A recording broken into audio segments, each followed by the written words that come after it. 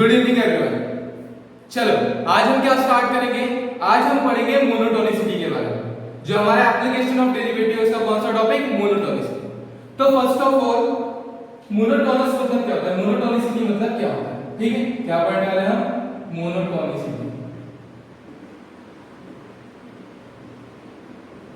क्या पढ़ रहे हैं हम, मोनोटोनिसिटी। तो बेसिकली अगर देखा जाए तो मोनोटोनिसिटी मतलब क्या होता है। जैसे अगर मैं बात करूं मोनोटोनस, ठीक है, जो रूट वर्ड है वो कौन सा है, मोनोटोनस। अगर मैं मोनोटोनस बोलूं तो मोनोटोनस मतलब क्या होता है, एक जैसा। मोनोटोनस मतलब एक जैसा, ठीक है। वैसे ही जब मैं कर्व की बात करता हूं, ठीक है, जैसे आप एप्लीकेशन ऑफ डेरिवेटिव पढ़ रहे हैं तो हर एक जगह पे क्या आने वाले हैं, कर्व। फंक्शन आएगा मतलब क्या आ रहे हैं, कर्व्स आ रहे हैं, ठीक है। तो जब भी हम कर्व की बात करें तो कर्व में मोनोटोनिसिटी मतलब क्या, कर्व में एक जैसा मतलब क्या। तो देखो बेटा, कर्व कैसे होते हैं, इस तरीके से हो सकता है, ठीक है। तो कभी या तो इंक्रीजिंग होगा, या कभी डिक्रीजिंग होगा, या कभी कांस्टेंट होगा, ठीक है। इस तरीके के क्या होते हैं, कर्व होते हैं। तो मोनोटोनस मतलब एक जैसा कर्व। मोनोटोनस मतलब क्या होगा, एक जैसा कर्व। मतलब या तो सिर्फ वो बढ़ते रहेगा या तो फिर सिर्फ कम होते रहेगा। तो ऐसे कर्व्स को हम क्या बोलेंगे, मोनोटोनस। तो क्या हो सकता है मोनोटोनिसिटी मतलब, मोनोटोनिसिटी मतलब हम क्या बोलेंगे, यूनिडायरेक्शनल। मोनोटोनिसिटी को हम क्या बोलते हैं यहाँ पे, यूनिडायरेक्शनल। क्या बोलेंगे, यूनिडायरेक्शनल, ठीक है। मोनोटोनिसिटी मतलब यूनिडायरेक्शनल, ठीक है। अब यूनिडायरेक्शनल कैसे, ठीक है। तो यूनिडायरेक्शनल है तो यूनिडायरेक्शनल किस किस तरीके से हो सकता है, या तो होगा राइजिंग कर्व, ठीक है। और राइजिंग कर्व को हम क्या नाम देंगे, राइजिंग कर्व को हम बोलेंगे इंक्रीजिंग। क्या बोलेंगे, इंक्रीजिंग। राइजिंग कर्व को हम बोलेंगे इंक्रीजिंग, ठीक है। या हो सकता है फॉलिंग कर्व। क्या होगा, फॉलिंग कर्व। फॉलिंग कर्व को हम क्या नाम देंगे, डिक्रीजिंग। फॉलिंग कर्व को हम क्या बोलेंगे, डिक्रीजिंग कर्व। तो जो भी कर्व होगा या तो इंक्रीज होगा या तो डिक्रीज होगा, या तो राइज होगा या तो फॉल होगा। ऐसे कर्व को हम क्या बोलेंगे, मोनोटोनिक। मोनोटोनिक कर्व क्या बोलेंगे, मोनोटोनिक कर्व। और इसी के लिए हमारे एक अच्छा नाम है, मोनोटोनिसिटी को हम बोलते हैं स्ट्रिक्टली। स्ट्रिक्टली सिर्फ या तो बढ़ना चाहिए या तो सिर्फ कम होना चाहिए, मतलब मोनोटोनिक है। लेकिन ऐसा जरूरी है क्या हमेशा, ध्यान दो। जैसे अगर मैं इंक्रीजिंग की बात करूं तो इंक्रीजिंग में दो तरीके का इंक्रीजिंग हो सकता है, ठीक है। चलो ध्यान दो, जैसे मैं एक कर्व बनाता हूं इस तरीके का, ये हमारा एक कर्व है, ठीक है। अब इस कर्व में ऐसे ऐसे हम बढ़े, फिर ऐसे गए, फिर ऐसे गए, ठीक है। बोलो ये राइजिंग है कि फॉलिंग है। यहाँ पे धीरे धीरे जैसे जैसे x की वैल्यू बढ़ रही थी वैसे वैसे फंक्शन की वैल्यू बढ़ रही। जैसे अगर मैं बात करूं ये f of x है, ये क्या है, f of x, और ये क्या है, x, ठीक है। ये x है और y को हम क्या बोलते हैं, f of x। अब जैसे जैसे x की वैल्यू बढ़ रही थी, जैसे जैसे x की वैल्यू क्या हो रही थी, बढ़ रही थी, वैसे वैसे देखो, जैसे अगर मैं बात करूं यहाँ पे इस पॉइंट की बात करूं x1, ठीक है। x1 पे ये क्या है, f of x1, ठीक है। यहाँ पे अगर मैं बात करूं x2, ठीक है, तो ये क्या है, f of x2। फिर ये क्या है, x3, और ये क्या है, f of x3। क्लियर है, पक्का। तो अगर मैं बात करूं x1 पे वैल्यू क्या थी फंक्शन की, f of x1, x2 पे f of x2, x3 पे f of x3। मतलब जैसे जैसे x की वैल्यू बढ़ी वैसे वैसे f of x की वैल्यू भी बढ़ी। क्या बोलूंगा मैं, x3 is greater than x2 is greater than x1, that x3 is greater than x2 is greater than x1, मतलब ही f of x3, देखो सबसे बड़ा f of x3 सबसे ऊपर में, फिर f of x2, फिर f of x1, f of x3 is greater than f of x2 is greater than f of x1। Clear है बेटा, पक्का। चलो ये तो समझ में आ गया। लेकिन अगर मैं कहीं बात करूं इस जगह की, किस जगह की बात कर रहा हूं मैं, इस जगह की, ठीक है। इस पर्टिकुलर पॉइंट पे वो बढ़ा क्या, देखो जैसे अगर मैं रीजन को नाम देता हूं मैं यहाँ पे देखो, ध्यान दो, मैंने ये रीजन A बोला, ये B, ये C और ये B। A से B में इंक्रीज हो रहा है, A से B में इंक्रीज हो रहा है। बी से सी में, क्या बोलूंगा, बी से सी में इंक्रीज हो रहा है क्या?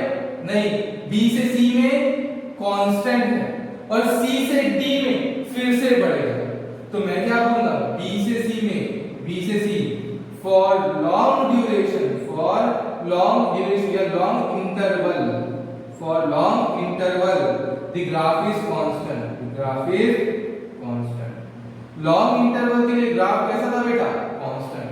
अगर किसी लॉन्ग इंटरवल के लिए अगर ग्राफ कांस्टेंट आ जाता है बेटा, वो इंक्रीजिंग तो है, बढ़ तो रहा है, लेकिन एक लॉन्ग इंटरवल के लिए कांस्टेंट आ गया था, मतलब बढ़ा क्या? नहीं। कंटिन्यूएशन में बढ़ा क्या? नहीं, रुक गया। एक जैसा है क्या बेटा? एक जैसा किसको बोलूंगा? यूनिडायरेक्शनल किसको बोलूंगा? अगर बढ़ रहा है तो सिर्फ बढ़ते जा रहा है, बढ़ते जा रहा है, हर पॉइंट पे क्या हो रहा है? बढ़ रहा है, तो उसको क्या बोलूंगा? मोनोटोनिक। क्या बोलूंगा? मोनोटोनिक। लेकिन यहाँ पे ये बढ़ा, लेकिन क्या हो गया? कांस्टेंट भी हो गया। For long duration if the graph get constant, तो ऐसे ग्राफ को मैं मोनोटोनिकली इंक्रीजिंग ग्राफ नहीं बोलूंगा, क्या बोलूंगा? It is only increasing graph. क्या हो रहा है? इंक्रीज हो रहा है, इंक्रीज हो रहा है, कांस्टेंट है, फिर इंक्रीज हो रहा है, लेकिन किसी भी पॉइंट पे डिक्रीज नहीं हुआ, किसी भी पॉइंट पे डिक्रीज नहीं हुआ, तो इसी ग्राफ को मैं क्या बोलूंगा? Increasing graph. क्या बोलूंगा? Increasing graph. या इंक्रीजिंग ग्राफ के अलावा क्या बोलूंगा? Not decreasing graph, not decreasing graph. समझ में आया? मैंने इस ग्राफ को क्या नाम दे दिया? इंक्रीजिंग ग्राफ या फिर नॉन डिक्रीजिंग ग्राफ। समझ में आया? लेकिन इसको मैंने ऐसा बोला क्या कि this graph is strictly increasing graph, नहीं।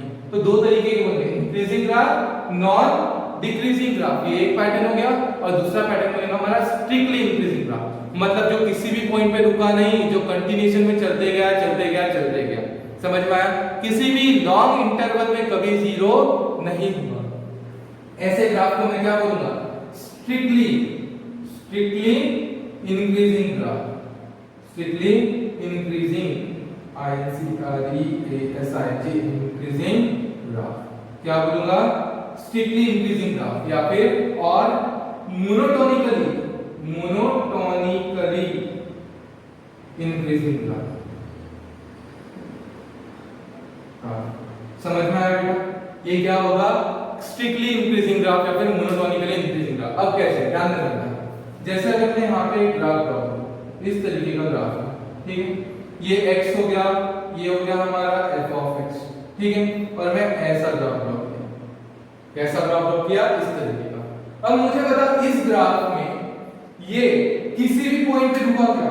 ध्यान दो, जैसे अगर मैं ड्रॉ करूं यहाँ पे, समझ लो a, ये इंटरवल a है, ये इंटरवल b है, ठीक है, a और b के इंटरवल कहीं पे भी चेक कर लो, इस पॉइंट पे x1, इस पॉइंट पे x2, x1 के लिए क्या आया? f of x1, x2 के लिए क्या आया? f of x2। समझ में आया? पक्का? f of x1 या f of x2। तो इस समय पे मैं क्या बोलूंगा? इस समय पे क्या बोलूंगा? बोलो क्या बोलेंगे? x1 is greater than x2, x1 is less than x2 या x2 is greater than x1, ऐसे लिख देते हैं। x2 is greater than x1, that means f of x2 is greater than f of x1, ठीक है। f of x2 क्या है? बड़ा है, इससे f of x1, that means the graph is strictly increasing graph। Graph कैसा है? Strictly increasing graph. अब बेटा थोड़ा समझने की कोशिश करना, बहुत ज्यादा नहीं, थोड़ा सा बेसिक है, थोड़ा ध्यान से समझने की कोशिश करना। अगर इस ग्राफ पे मैं कंटिन्यूएशन में क्या बनाऊं? टेंजेंट बनाऊं। इस ग्राफ पे मैंने क्या बनाया? कंटिन्यूएशन में ऐसे टेंजेंट बनाया, ऐसे टेंजेंट बनाया। तो ये टेंजेंट कितना एंगल बना रहा है? Angle theta. तो ये एक्यूट एंगल है कि ऑब्टूस एंगल है? Acute angle. क्या एंगल है? Acute angle. तो जब भी इंक्रीजिंग ग्राफ होगा, एंगल कैसा है? Acute angle. एक्यूट एंगल है तो tan थीटा क्या होगा? tan थीटा हमेशा होगा पॉजिटिव। एंगल कैसा है? इसने कैसा फॉर्म किया? थीटा। थीटा कैसा है बेटा? एक्यूट। थीटा एक्यूट है ऑलवेज। थीटा हमेशा कैसा है? एक्यूट एंगल, ठीक है। उसके बाद tan थीटा कैसा होगा? tan theta is always positive. tan theta हमेशा क्या होगा? Always positive. और अगर tan थीटा पॉजिटिव होता है, इसका मतलब क्या बोलूंगा मैं? dy by dx is positive, dy dy by dx is positive. याद करो बेटा tan थीटा मतलब ही क्या होता है, स्लोप। tan थीटा को क्या बोलते हैं हम, स्लोप। तो इसका स्लोप कैसा है बेटा, पॉजिटिव। तो dy by dx पॉजिटिव। तो dy by dx पॉजिटिव मतलब dy by dx is greater than 0। dy by dx की वैल्यू क्या होना चाहिए, ग्रेटर देन 0। क्लियर है? अब बताओ, लेकिन यहाँ पे इंक्रीजिंग ग्राफ और नॉट डिक्रीजिंग ग्राफ में यहाँ पे एक्यूट एंगल है, यहाँ पे भी एक्यूट एंगल है, लेकिन किसी समय पे क्या हो गया है, वो 0। किसी समय पे क्या हो गया है, 0। तो जो सिर्फ इंक्रीजिंग है, अगर सिर्फ इंक्रीजिंग बोल रहे तो वो बेटा एक्यूट एंगल मतलब पॉजिटिव तो होना चाहिए, लेकिन साथ ही साथ 0 भी हो सकता है। मतलब किसी समय के लिए वो रुक जाएगा, बढ़ रहा है, फिर किसी समय पे रुक गया, फिर बढ़ रहा है। इसका मतलब एक्यूट एंगल है, थीटा हमेशा स्लोप क्या है, पॉजिटिव, फिर स्लोप पॉजिटिव, लेकिन इस समय पे स्लोप क्या था, 0। तो क्या बोलेंगे, if dy by dx is greater positive और equals to 0, dy by dx क्या होना चाहिए, पॉजिटिव होना चाहिए या फिर 0 होना चाहिए। क्या बोलेंगे अपन, dy by dx is greater than और equals to 0। dy by dx greater than और इक्वल्स टू 0 अगर है तो हम क्या बोलेंगे, वो इंक्रीजिंग ग्राफ है। But dy by dx is greater than 0 है तो it is strictly increasing graph और मोनोटोनिकली इंक्रीजिंग ग्राफ। क्लियर है क्या बेटा, पक्का? देखो हमने क्या पढ़ा, मोनोटोनिसिटी। मोनोटोनिसिटी मतलब क्या होता है, मोनोटोनिसिटी मतलब होता है एक जैसा ग्राफ। मोनोटोनिसिटी मतलब एक जैसा ग्राफ, एक जैसा मतलब यूनिडायरेक्शनल। तो हमको दो डायरेक्शन पता है, या तो बढ़ती हुई या तो फिर कम होती हुई। तो बढ़ती हुई को क्या बोलूंगा, राइजिंग या फिर इंक्रीजिंग ग्राफ। कम हो रहा है तो डिक्रीजिंग, फॉलिंग या फिर डिक्रीजिंग ग्राफ। अब इनको सिर्फ इन्होंने यहाँ पे नहीं छोड़ा, इन्होंने क्या बोला, कुछ ऐसे होंगे जो इंक्रीज होंगे लेकिन कुछ लंबे ड्यूरेशन के लिए क्या हो जाएंगे, 0। ठीक है? और दूसरा क्या बोला इन्होंने कि कुछ कुछ ग्राफ ऐसे होंगे जो कंटिन्यूअसली बढ़ते ही जाएंगे, मतलब दे आर स्ट्रिक्टली और मोनोटोनिकली इंक्रीजिंग ग्राफ। ठीक है? लेकिन कुछ कुछ ग्राफ होंगे क्या, नहीं, कुछ कुछ ग्राफ बढ़ते जाएंगे, कम नहीं हो रहे, बढ़ते जा रहे, लेकिन कुछ समय पे 0, फिर बढ़ते जा रहे, फिर 0, फिर बढ़ते जा रहे। ऐसे ग्राफ को हम क्या बोलेंगे, इंक्रीजिंग ग्राफ, और कभी कम नहीं हुआ, that means not decreasing graph. Clear है, पक्का? यहाँ पे एक्यूट एंगल बनाएगा थीटा, तो इसके लिए कंडीशन क्या बोलेंगे, ये हमेशा एक्यूट एंगल बनाएगा थीटा, मतलब dy स्लोप हमेशा क्या होगा इसका, पॉजिटिव। स्लोप पॉजिटिव होगा, स्लोप क्या होगा, पॉजिटिव, मतलब dy by dx की वैल्यू क्या होगी, पॉजिटिव। लेकिन ये कभी कभी लंबे ड्यूरेशन के लिए क्या हो सकता है, 0 हो सकता है। और जब लंबे समय के लिए 0 होगा तो क्या बोलेंगे, dy by dx is greater than और इक्वल्स टू 0। लेकिन ये कंटिन्यूएशन में बढ़ते जाएगा, कभी भी लंबे समय के लिए 0 नहीं होगा। हाँ, लेकिन एक देखो, पर्टिकुलर इंस्टेंट पे 0 हो सकता है। यहाँ पे मैंने कहा dy by dx is greater than 0, लेकिन इसका मतलब ये नहीं है कि किसी भी जगह पे 0 नहीं होगा। It hold 0, it hold 0, it hold dy by dx equals to 0, dy by dx equals to 0, but at a certain instant, at a certain instant। समझ में आया? किसी पर्टिकुलर समय के लिए वो क्या हो सकता है, 0। अब मुझे एक बात बताओ, जैसे तुम गाड़ी चला रहे हो, कंटिन्यूएशन में गाड़ी चला रहे हो, ठीक है? अब मुझे बताओ, तुमको गाड़ी चलाना बहुत अच्छे से आता है, ठीक है? और अचानक से तुमने 20-25 साल से गाड़ी चला रहे हो और अचानक से 20-25 साल में तुम्हारा एक एक्सीडेंट हो जाए, तो इसको ऐसा बोलेंगे क्या कि हमको गाड़ी चलाना नहीं आता? समझ में आया? यहाँ पे ये लंबे ड्यूरेशन के लिए, मतलब बार लंबे इंटरवल में क्या था, 0, इसलिए हमने क्या लिया, ये इंक्रीजिंग ग्राफ है और dy by dx की वैल्यू ग्रेटर देन 0 हो सकती है। लेकिन यहाँ पे भी हो सकती है, लेकिन इसको हम क्या बोलेंगे, स्ट्रिक्टली इंक्रीजिंग। क्यों स्ट्रिक्टली इंक्रीजिंग बोलेंगे? बेटा एक हाथ गलती हो गई तो कोई भी माफ कर देता है, समझ में आया? एक हाथ पर अगर 0 आ गया, एक पर्टिकुलर इंस्टेंट पे अगर 0 आ गया, हमेशा आ रहेगा, लॉन्ग ड्यूरेशन में आ रहेगा, नहीं। एक पर्टिकुलर इंटरवल पे अगर 0 आ गया तो उसको हम मोनोटोनिकली इंक्रीजिंग बोल सकते हैं। क्लियर है, पक्का? दोनों तरीके के ग्राफ क्लियर है? जैसा ये है बिल्कुल इसके आगे का है, ठीक है? इसलिए तुमको ये चीज बहुत अच्छे से समझ में आनी चाहिए। एक बार रिपीट करता हूं, क्या बोलेंगे, मोनोटोनिकली मतलब एक जैसा यूनिडायरेक्शनल, दो तरीके के ग्राफ हो सकते हैं, राइजिंग एंड फॉलिंग। राइजिंग अगर बोल रहा हूं तो इंक्रीजिंग, फॉलिंग बोल रहा हूं तो डिक्रीजिंग। अगर मैं इंक्रीजिंग की बात करूं तो दो तरीके के इंक्रीजिंग ग्राफ हो सकते हैं, कैसे कैसे हो सकता है, या तो स्ट्रिक्टली इंक्रीजिंग या फिर ओनली इंक्रीजिंग। अगर ओनली इंक्रीजिंग पूरा हो तो बढ़ते जा रहा है, लेकिन पर्टिकुलर इंस्टेंट पे जीरो हो सकता है।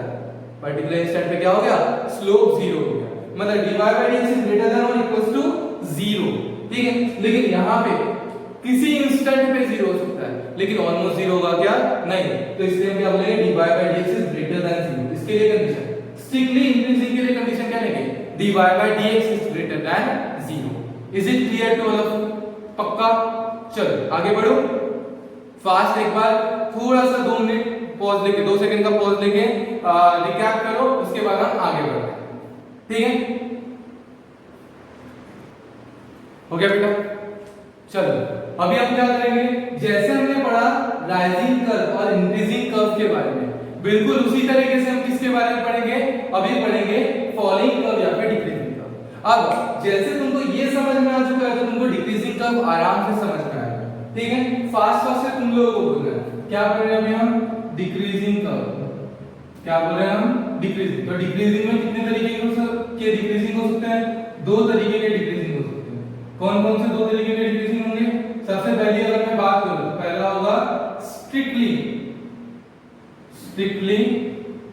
Decreasing curve, strictly decreasing curve. ठीक है, और दूसरा क्या होगा, डिक्रीजिंग कर्व, डिक्रीजिंग कर्व। ठीक है, अब मुझे एक बात बता, जैसे मैं यहाँ पे बोल रहा था स्ट्रिक्टली डिक्रीजिंग कर्व मतलब फॉलिंग कर्व। ठीक है, और जैसे बना लो इसको मैं कैसे बनाऊंगा, फॉल कर रहा है मतलब यहाँ से इस तरीके का। ठीक है, ये क्या है, स्ट्रिक्टली डिक्रीजिंग कर्व। क्या है, स्ट्रिक्टली डिक्रीजिंग कर्व। अब मुझे बताओ यहाँ पे और इसमें दोनों में क्या डिफरेंस है।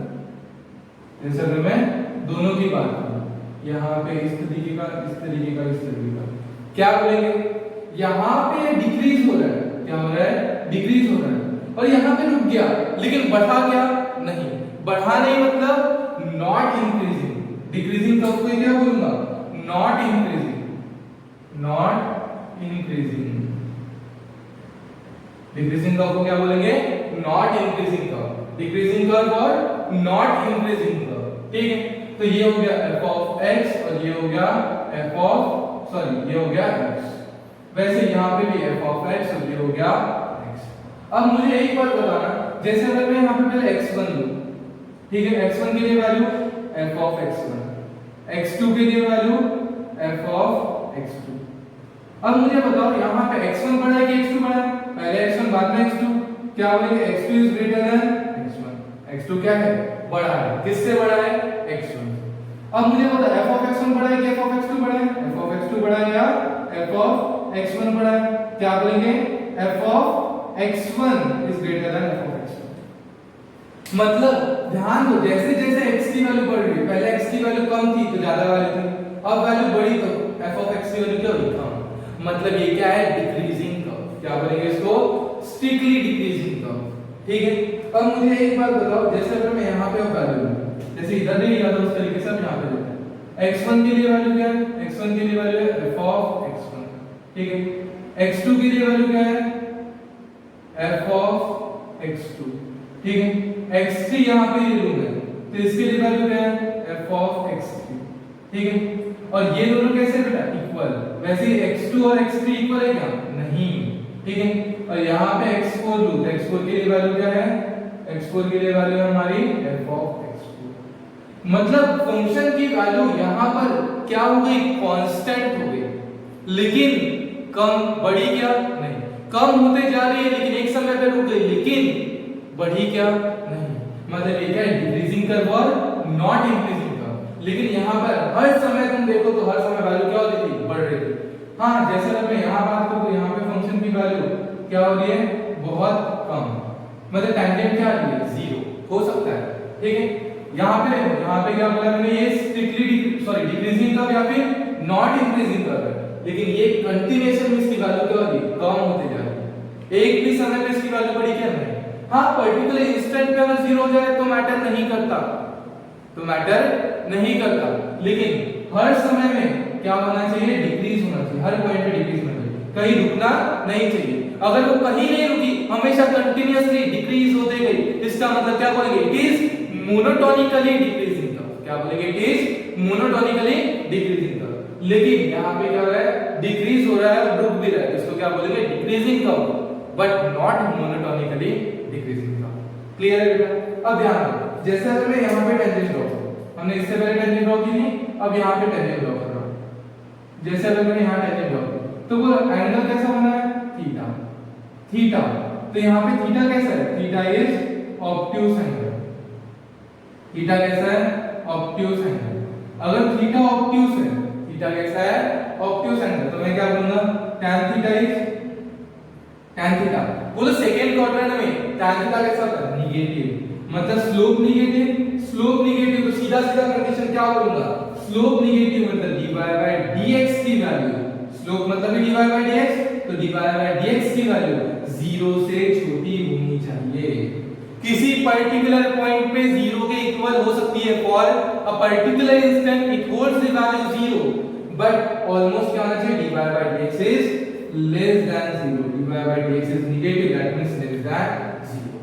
वैसे ही अगर मैं यहां की बात करूं, यहां पे बताओ, यहां पे भी ऐसे है, x4 is greater than x2 is x3 is greater than x4 is greater than x1, लेकिन f of x4 क्या है? f of x4 सबसे छोटा है, तो f of x3 और f of x2 f of x3 और f of x2 कैसा है? इक्वल है, और f of x1 क्या है? सबसे बड़ा है। f of x1 क्या है? सबसे बड़ा। तो यहाँ पे जब इस तरीके से चल रहा है तो क्या बोलेंगे हम? Increasing curve. और कभी इक्वल आ जाता है, देखो dy बाय dx टेंजेंट, यहाँ पे देखो अगर मैं इसको ड्रॉ करूँ तो देखो यहाँ पे इसको अगर मैंने एक्सटेंड किया तो बोलो एंगल क्या हुआ? Theta obtuse. यहाँ पे एंगल थीटा ऑब्ट्यूज, लेकिन इस पॉइंट्स के लिए, इन पॉइंट्स के लिए एंगल क्या हो गया? 0। 0 मतलब dy by dx slope parallel to x axis, इसका स्लोप कितना होगा बेटा? स्लोप तो 0 होगा, तो dy बाय dx क्या होगा? 0। dy by dx is either negative और लेस देन 0। क्लियर है बेटा? पक्का? तो dy by dx is less than और equals to 0, that means not increasing. तो तुम लोगों को यही कंडीशंस को याद रखना है जो तुमको एग्जाम में काम आएंगे, ठीक है? क्वेश्चन सॉल्व करते वक्त यही सबसे ज्यादा काम आता है। समझ में आया? Strictly increasing slope positive, strictly increasing slope positive, that means dy by dx is always greater than 0. strictly decreasing मतलब और थीटा क्या हो गया? थीटा ऑब्ट्यूज मतलब slope is negative, slope is negative मतलब dy by dx is less than 0।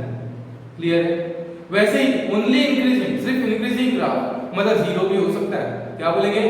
either positive or 0, that means not decreasing, dy by dx is greater than or equals to 0, that means not decreasing, dy by dx is greater than equals to 0। बेटा सोच के देखो, dy by dx या तो 0 होगा या 0 से बड़ा होगा, मतलब क्या नहीं होगा? dy by dx is not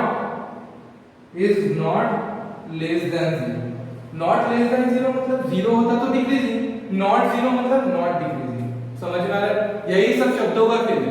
clear है? अगर मैंने बोल दिया इंक्रीजिंग, इंक्रीजिंग बोला तो क्या बोलोगे? इंक्रीजिंग मतलब dy by dx या तो पॉजिटिव होगा या greater than 0, dy by dx is greater than or equals to 0। Clear है? अगर बोला स्ट्रिक्टली इंक्रीजिंग तो सिर्फ पॉजिटिव होना चाहिए, dy by dx is greater than 0। फिर अगर मैंने बोला स्ट्रिक्टली डिक्रीजिंग मतलब नेगेटिव होना चाहिए, dy by dx is less than 0। और अगर मैंने बोला डिक्रीजिंग, सिर्फ डिक्रीजिंग, तो क्या बोलोगे? dy by dx is less than or equals to 0। इतना समझ में आना चाहिए। पक्का समझ में आया क्या बेटा? पक्का? चलो ध्यान दो, हो गया इतना? अब ये याद रखने के बाद और क्या चीजें याद रखना है? और क्या चीजें याद रखना है? ध्यान से देखो, अगर मैं इंक्रीजिंग की बात कर रहा हूं, किसकी बात कर रहा हूं? इंक्रीजिंग की, तो जैसे जैसे x की वैल्यू बढ़ रही है, ध्यान दो, जैसे जैसे x की वैल्यू बढ़ रही है वैसे वैसे फंक्शन में भी उसकी वैल्यू बढ़ रही है। जैसे पहले x2 बड़ा है x1 से, तो f of x2 भी बड़ा है x1 से, मतलब इनइक्वालिटी चेंज नहीं है। जैसे फॉर एग्जांपल ध्यान दो, जैसे अगर मैंने बोला x1 is greater than x2, ठीक है, तो f of x1 is greater than f of x2, बोलो यहाँ पे जो इनइक्वालिटी थी वही यहाँ पे जस्ट सिर्फ फंक्शन लगाया गया, तो साइन क्या है? सेम साइन आ रही, इनइक्वालिटी नहीं पलटी। देखो जैसी इनइक्वालिटी थी वैसे यहाँ पे भी दिख रही है, जैसी इनइक्वालिटी यहाँ पे थी वैसे इनइक्वालिटी यहाँ पे भी दिख रही है। मतलब फंक्शन लगाने पर जब इनइक्वालिटी चेंज ना हो, that means the function is increasing function, function कैसा फंक्शन है? Increasing function. लेकिन यहाँ पे x2 is greater then x1 और फंक्शन लगाते बराबर इनइक्वालिटी पलट गई। फंक्शन लगाते बराबर जब इनइक्वालिटी पलट जाए तो मैं क्या बोलूंगा? It is decreasing function. देखो पलट गई, पहले इस तरीके से चल रही x4 x3 x2 x1 function लगा दिया सबको, इनइक्वालिटी पलट गई, दैट मींस डिक्रीजिंग फंक्शन। तो ये चीज भी याद रखना, if the sign of inequality changes that means the function is, note करके रखना है बेटा, क्या लिखना है? If the sign of inequality changes that means the function is increasing decreasing function, and if the inequality doesn't change that means it is increasing function. Clear? अब बात आती है तीसरा function, that is neither increasing nor decreasing. बेटा अब मुझे बताओ, neither increasing nor decreasing मतलब क्या? मोनोटोनस मतलब क्या होता है? Monotonous neither increasing not increasing मतलब डिक्रीजिंग कर्व, नॉट डिक्रीजिंग मतलब इंक्रीजिंग कर्व। मतलब इंक्रीजिंग और डिक्रीजिंग दोनों साथ साथ में आ गए तो क्या बोलूंगा? ना ही ये इंक्रीज हो रहा है ना ही ये डिक्रीज हो रहा है। पहली चीज ये मोनोटोनस है क्या? नहीं। मोनोटोनिसिटी मतलब क्या होता है? एक जैसा। अब neither increasing nor decreasing, neither increasing मतलब डिक्रीजिंग, नॉर डिक्रीजिंग मतलब इंक्रीजिंग, मतलब जब दोनों भी आ रहा है, इंक्रीजिंग और डिक्रीजिंग दोनों आ रहा है, तो इसको मैं बोलूंगा नॉन मोनोटोनस। क्या बोलूंगा? Non monotonous. ठीक है, तो जब तुम्हारा इंक्रीजिंग और डिक्रीजिंग दोनों दिख जाए, कैसे दिख रहा है समझ लो, ये इस तरीके का। जैसे इस पार्ट की बात करो तो ये पार्ट कैसा है? डिक्रीजिंग, ये पार्ट कैसा है? डिक्रीजिंग। ध्यान से देखो, जैसे जैसे मैं x की वैल्यू बढ़ा रहा हूं वैसे वैसे वैल्यू f ऑफ x की कम हो रही है। यहां पे जैसे जैसे बढ़ा रहा हूं वैसे इंक्रीज हो रहा है। ठीक है, तो ये कैसा है? It is the neither increasing nor decreasing function. मतलब इंक्रीज भी हो रहा है डिक्रीज भी हो रहा है, डिक्रीज हो रहा है मतलब इंक्रीज नहीं हो रहा, इंक्रीज हो रहा है मतलब डिक्रीज नहीं हो रहा। तो ऐसे फंक्शन जो इंक्रीज और डिक्रीज दोनों भी होते हैं, ऐसे फंक्शन को मैं बोलूंगा, क्या बोलूंगा? Neither increasing nor decreasing function. क्या बोलूंगा? Neither increasing nor decreasing function, और it is non monotonous function. Clear है बेटा? यहां तक के सबको क्लियर है? थोड़ा अच्छे से पहले इसको पूरा का पूरा पॉज करके नोट डाउन करो, और नोट डाउन करने के बाद जो भी डाउट्स है उसको निकाल के रखो। ठीक है, और लास्ट में मुझे मतलब जैसे हम आगे आगे बढ़ेंगे वैसे वैसे पूछते जाओ। ठीक है, और जैसे जैसे हम क्वेश्चन सॉल्व करेंगे तुमको और फील आने लगेगा। ठीक है, पहली चीज तो इतना याद रखना, क्या याद रखना है? सिर्फ ये याद रखना है, इनइक्वालिटी चेंज हो गई, फंक्शन लगाते बराबर अगर इनइक्वालिटी चेंज हो गई तो डिक्रीजिंग, चेंज नहीं हुई मतलब इंक्रीजिंग। ठीक है, और दूसरी चीज इंक्रीजिंग है मतलब पॉजिटिव होगा, इंक्रीजिंग है मतलब पॉजिटिव होगा, लेकिन जीरो भी हो सकता है। स्ट्रिक्टली इंक्रीजिंग मतलब सिर्फ पॉजिटिव। ठीक है, डिक्रीजिंग मतलब निगेटिव होगा, ठीक है, जीरो भी हो सकता है। और स्ट्रिक्टली डिक्रीजिंग मतलब क्या बोलोगे? Always negative. लेकिन स्ट्रिक्टली या मोनोटोनस कभी कभार जीरो हो सकता है। ठीक है, लंबे ड्यूरेशन के लिए नहीं होगा, लंबे इंटरवल के लिए नहीं होगा, लेकिन कभी कभार जीरो हो सकता है। क्लियर है क्या बेटा? पक्का? चलो फास्ट नोट डाउन करो। हो गया बेटा नोट करके? चलो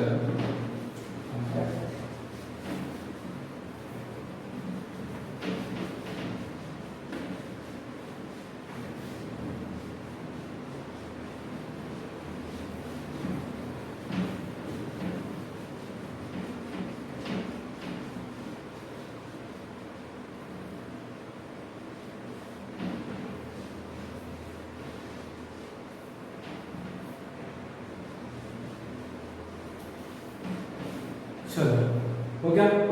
चलो जाने दो, अब हम आगे का देखते हैं। आगे में कुछ भी नहीं है बेटा, बहुत सिंपल सिंपल सी चीजें। अभी तक हमने जो पढ़ा वो चीज तुमको अच्छे से समझ में आई है। ठीक है, चलो उसी चीज को बहुत बार अच्छे से रिवाइज करना। अब यहाँ पे अभी जो हम देखने वाले हैं, देखो हमने कितने केसेस पढ़े? हमने अभी 4 केसेस पढ़े। क्या क्या पढ़े? स्ट्रिक्टली इंक्रीजिंग, स्ट्रिक्टली डिक्रीजिंग, उसके बाद सिर्फ only increasing, only decreasing. Increasing मतलब नॉट डिक्रीजिंग, डिक्रीजिंग मतलब नॉट इंक्रीजिंग। ठीक है, और क्या बोलेंगे? अगर बोथ इंक्रीजिंग एंड डिक्रीजिंग दोनों हैं तो क्या बोलेंगे?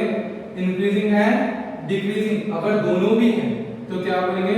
Neither increasing not decreasing. क्या बोलेंगे? Neither increasing not decreasing. Clear है क्या? Strictly increasing, strictly decreasing. Increasing मतलब not decreasing, decreasing not increasing. ना इंक्रीजिंग और डिक्रीजिंग बोथ दिख रहा है, क्या बोलेंगे? Neither increasing not decreasing. ठीक है? और याद कैसे रखना है? ठीक है, हमको क्या क्या चीजें याद रखनी है? देखो, स्ट्रिक्टली इंक्रीजिंग के लिए क्या याद रखेंगे? स्ट्रिक्टली इंक्रीजिंग के लिए हम याद रखेंगे dy by dx। स्लोप क्या होना चाहिए? इंक्रीजिंग मतलब पॉजिटिव, ग्रेटर देन 0। डिक्रीजिंग के लिए dy by dx is negative, that means less than 0।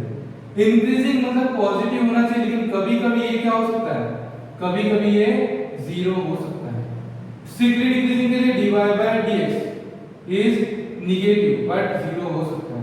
And neither increasing not decreasing के लिए क्या बोलेंगे? इंक्रीजिंग भी हो सकता है और डिक्रीजिंग भी हो सकता है। तो नाइदर इंक्रीजिंग नॉट डिक्रीजिंग मतलब दोनों चीज आ गई। तो जब दोनों चीज आए तो आते हैं तीन चीजें। एक आता है स्टेशनरी पॉइंट, एक आता है स्टेशनरी पॉइंट, दूसरे आते हैं क्रिटिकल पॉइंट, और तीसरी चीज जो आती है वो है पॉइंट ऑफ इन्फ्लेक्शन। कितनी चीज आती है? तीन चीज। ये चीज समझ में आई है बेटा? ये जब भी आए तो क्या आएगा? क्रिटिकल पॉइंट, सॉरी तीन चीज आती है। क्या आती है? स्ट्रिक्टली स्टेशनरी पॉइंट, क्या आएंगे? स्टेशनरी पॉइंट या फिर क्रिटिकल पॉइंट, या फिर स्टेशनरी पॉइंट, क्रिटिकल पॉइंट, या फिर हम क्या बोलेंगे? Point of inflection, point of inflection. अब तीनों चीज क्या है वो हम पढ़ेंगे। देखो, सबसे पहली चीज मैं बता देता हूं, स्टेशनरी पॉइंट। पहली चीज क्या बता रहे हैं अपन? Stationary point. ठीक है, एक सेकंड इसको रफ कर देना।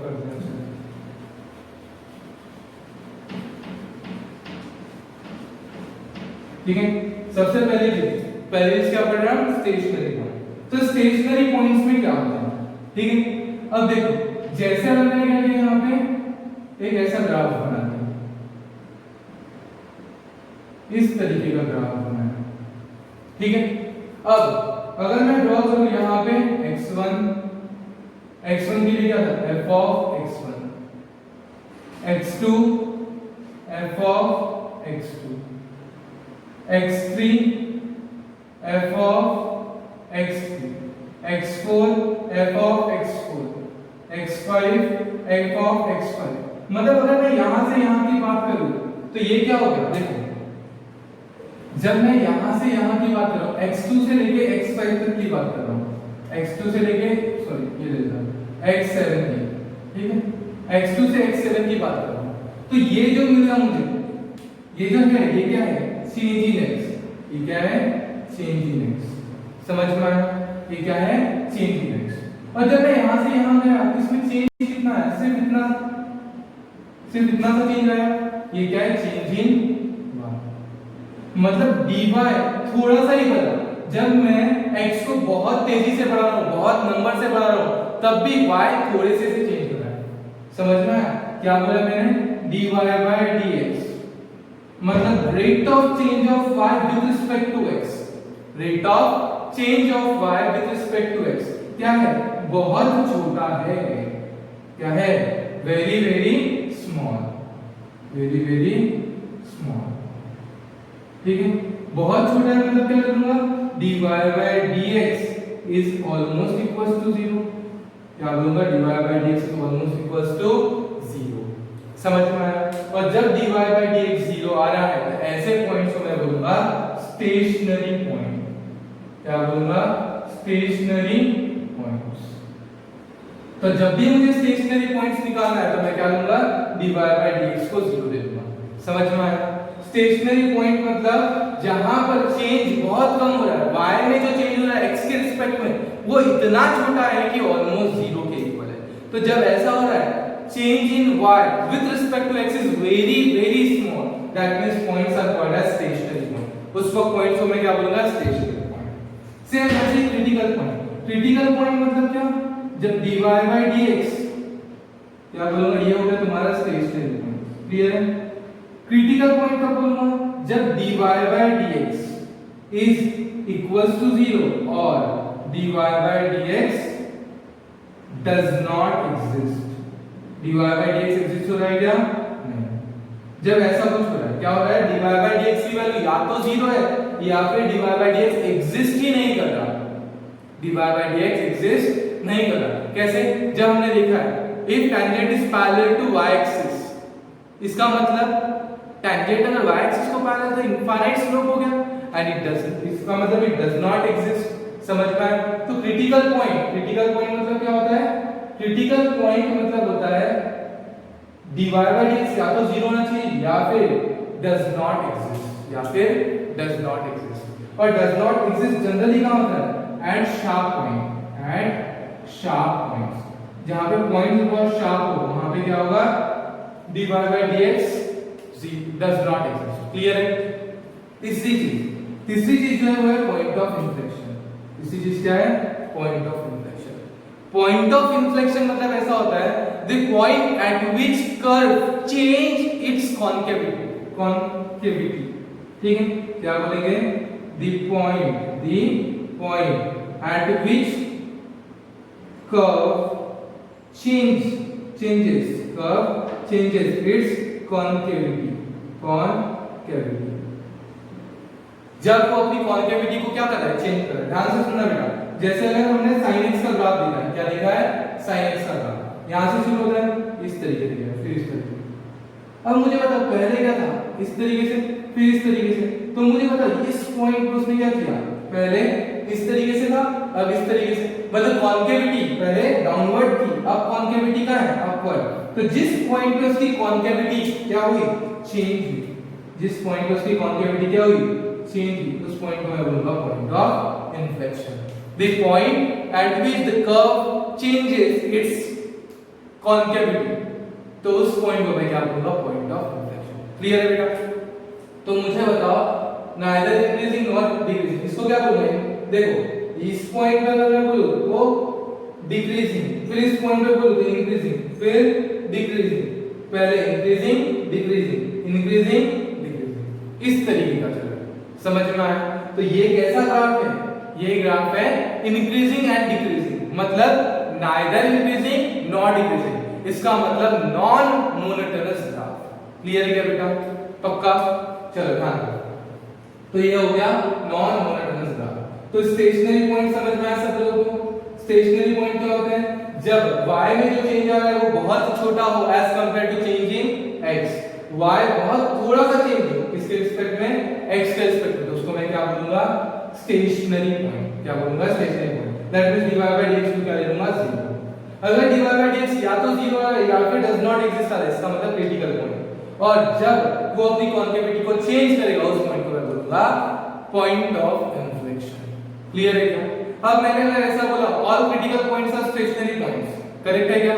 नहीं, but all stationary points are critical point. देखो dy by dx all stationary points are critical point, but all critical points are not stationary point.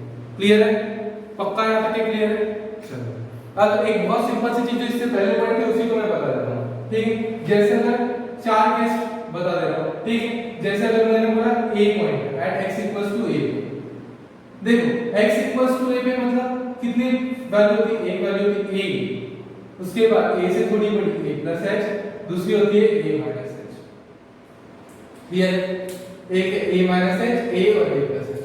अब मैं a पे चेक कर रहा हूं कि इंक्रीजिंग है डिक्रीजिंग है कि क्या है, तो कैसे चेक करूंगा? ठीक है, कैसे चेक करूंगा, ध्यान दो। मैंने क्या लगाया, फंक्शन लगाया। क्या लगाया मैंने यहाँ पे, फंक्शन।